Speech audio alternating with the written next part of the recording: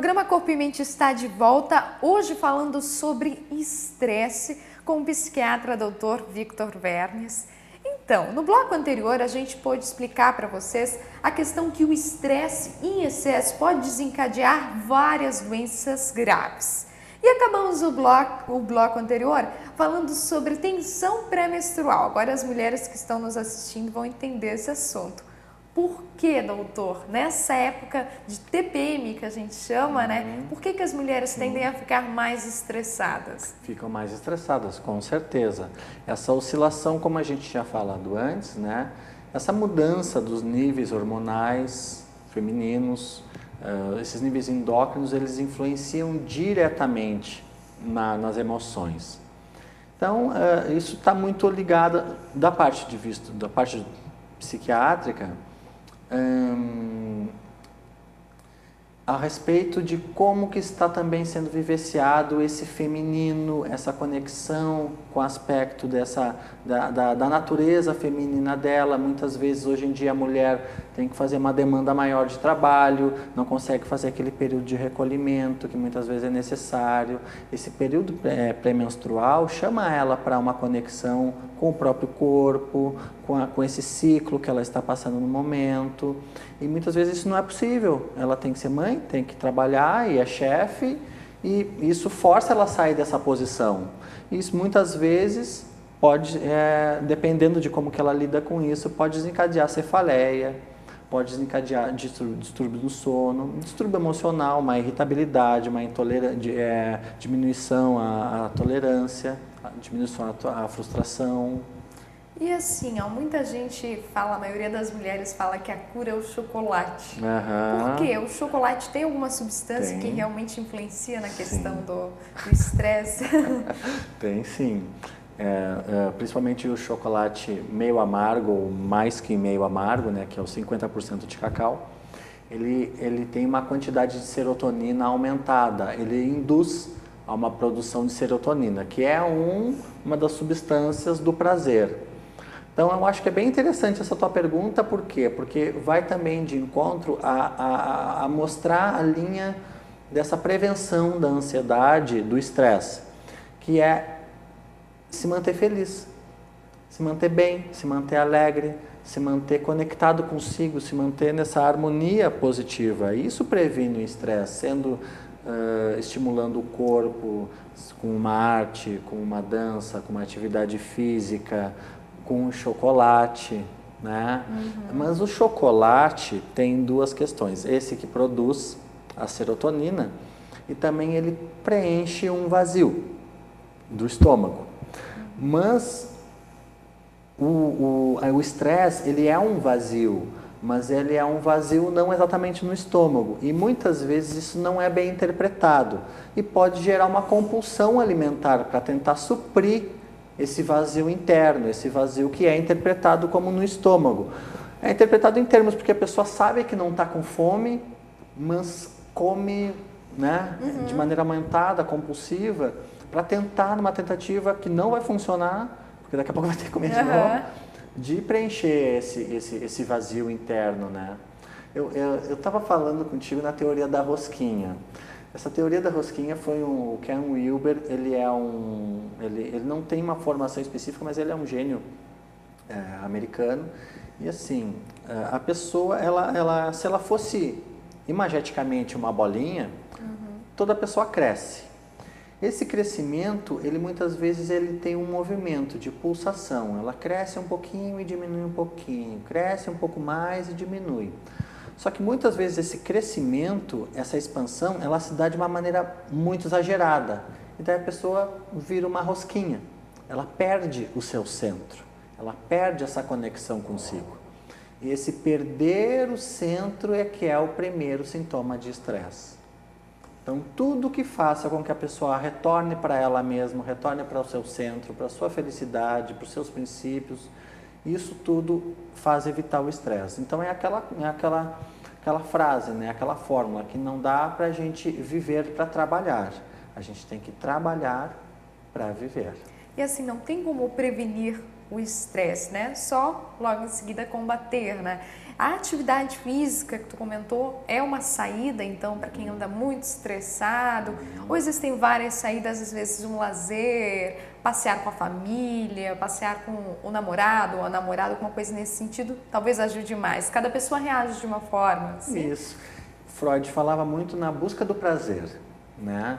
Então, a busca desse prazer é importante, independente do prazer que tenha. Lógico que tem que estar conforme, né, os preceitos civis, né, morais, enfim.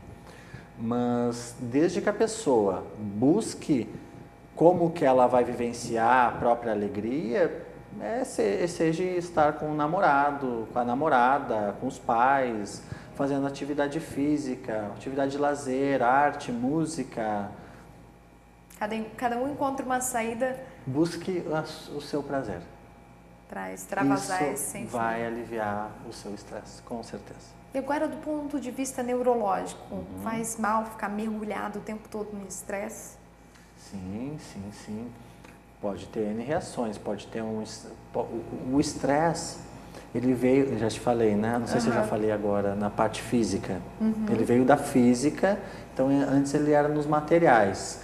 E depois foi absorvido essa palavra para o ser humano. Então, pode haver vários tipos de estresses. Um estresse cardiovascular, um entupimento de veia, de artéria do sistema nervoso, problema na meninge, um problema do sistema nervoso central, onde existe uma sobrecarga de algum órgão do sistema nervoso central e aquilo desencadeia uma cefaleia, pode causar um AVC, um infarto.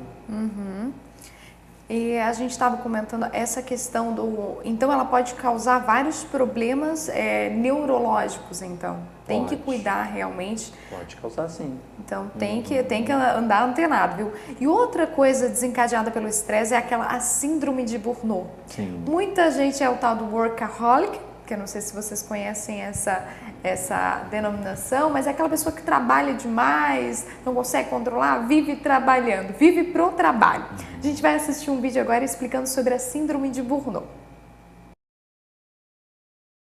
Você se sente cansado só de começar a ouvir esse texto? É só cansaço ou esgotamento? A síndrome do esgotamento profissional é um distúrbio psíquico que mantém a pessoa em um estado de tensão emocional e estresse crônico. O trabalho invadiu toda a sua vida pessoal, social e emocional. Os sinais de alerta são insônia, fadiga crônica, irritabilidade, enxaquecas, dores nas costas, perda de memória, depressão, ansiedade e ataques de pânico. Tentar aliviar os sintomas consumindo álcool, tranquilizantes ou fumando pode levar ao vício. A síndrome acontece principalmente em pessoas com trabalhos que exigem contato constante, como no ensino e na medicina, mas pode acontecer a qualquer profissional. Gritar com seus colegas de trabalho ou jogar seu computador pela janela pode parecer terapêutico, mas é melhor parar de trabalhar e procurar um médico. Profissionais de saúde recomendam: defina seus limites e prioridades, divida seu trabalho e converse com seus colegas. E tire uma licença antes de explodir. Então, doutora, a gente viu agora há pouco a questão do estresse, né? Acaba sobrecarregando também com muito trabalho. O que é de fato a síndrome de Burnout? Então, a síndrome de Burnout é uma sobrecarga de atividade de trabalho. E ela tem N reações e pode ter uma reação bastante grave, muito semelhante. A síndrome de Burnout aparece no consultório, muito semelhante à síndrome do estresse, síndrome de adaptação a estresse. É uma reação a estresse. A pessoa pode ter uma taquicardia, pode ter uma sensação de não tolerar aquele espaço mais, de que algo faz com que a pessoa não consiga ficar naquele lugar, naquela mesma atividade, de ter que sair para tomar um ar, para respirar, uma falta de ar, taquicardia, sudorese. Então, dependendo da pessoa, tem vários sintomas. E muitas vezes a pessoa cria uma intolerância, né, a retornar àquele tipo de trabalho que ela estava efetuando ali. Então, realmente tem que ser feito todo um tratamento quando chega a esse ponto, Muitas vezes tem que afastar, né?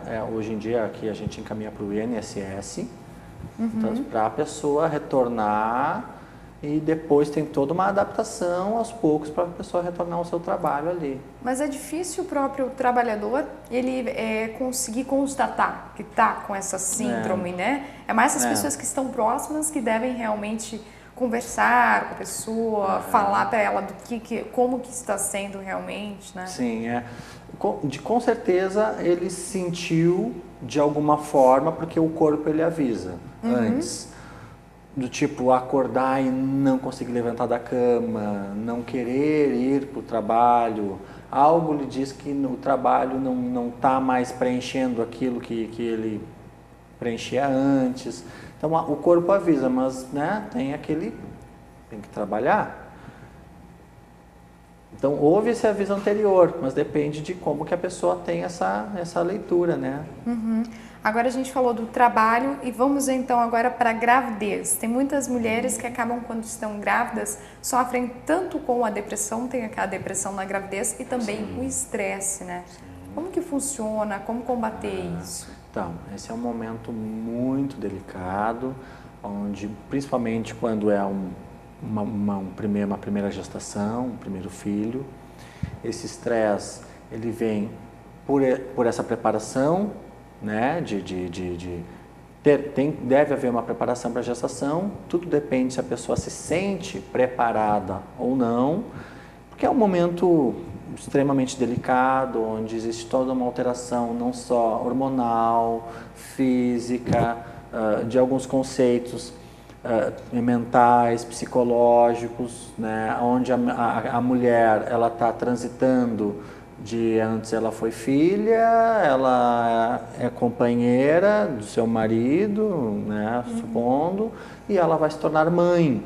Então esses são passos, né, muito importantes para a mulher e existe toda essa preparação, né?